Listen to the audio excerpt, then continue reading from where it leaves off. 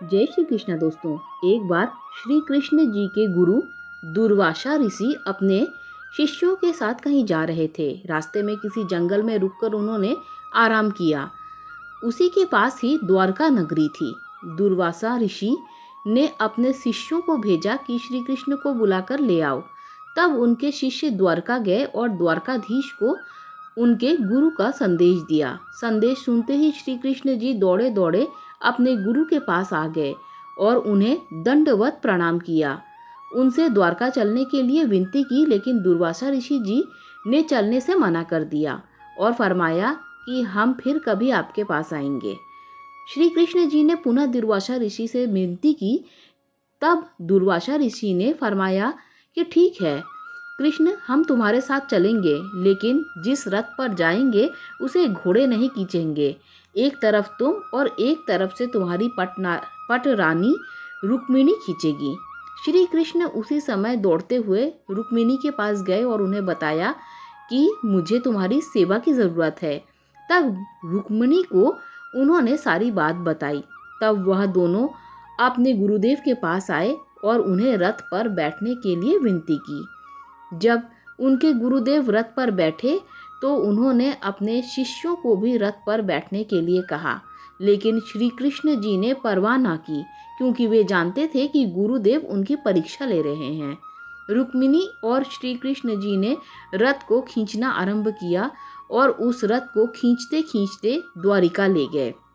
जब गुरुदेव द्वारिका पहुँचे तो श्री कृष्ण जी ने उन्हें राज सिंहासन पर बिठाया, उनका आदर सत्कार किया। फिर श्री कृष्ण जी ने 56 तरह के व्यंजन बनवाए और अपने गुरु के लिए, लेकिन जैसे ही वह व्यंजन गुरुदेव के पास पहुँचे उन्होंने सारे व्यंजनों का तिरस्कार कर दिया। श्री कृष्ण जी ने पुनः अपने गुरुदेव से पूछा कि गुरुदेव आप क्या लेंगे। तब दुर्वासा ऋषि जी ने खीर बनवाने के लिए कहा। श्री कृष्ण जी ने आज्ञा मानकर खीर बनवाई। खीर बनकर आई तो खीर से भरा पतीला दुर्वासा ऋषि जी के पास पहुंचा।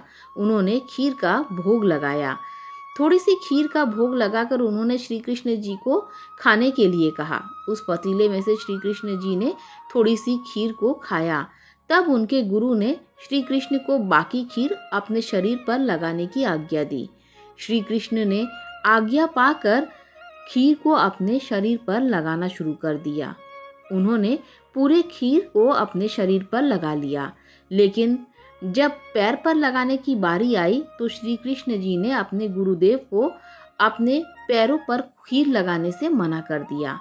श्री कृष्ण जी ने कहा, हे गुरुदेव, यह खीर आपका भोग प्रसाद है, मैं इस भोग को अपने पैरों पर नहीं लगाऊंगा। उनके गुरुदेव श्री कृष्ण जी से बहुत खुश हुए। उन्होंने कहा कि हे कृष्ण, मैं तुमसे बहुत खुश हूँ, तुम हर परीक्षा में सफल रहे। मैं तुम्हें आशीर्वाद देता हूँ कि पूरे शरीर में तुमने जहाँ जहाँ खीर लगाई है आपका वह अंग वज्र के समान हो जाएगा। और इतिहास साक्षी है कि महाभारत के युद्ध में श्री कृष्ण जी का कोई भी अस्त्र शस्त्र बाल बांका भी नहीं कर पाया।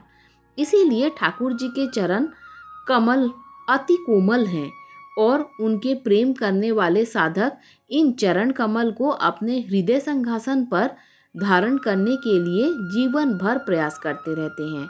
दोस्तों, अगर आपको ये कथा अच्छी लगी हो तो लाइक शेयर सब्सक्राइब कीजिए। राधे राधे।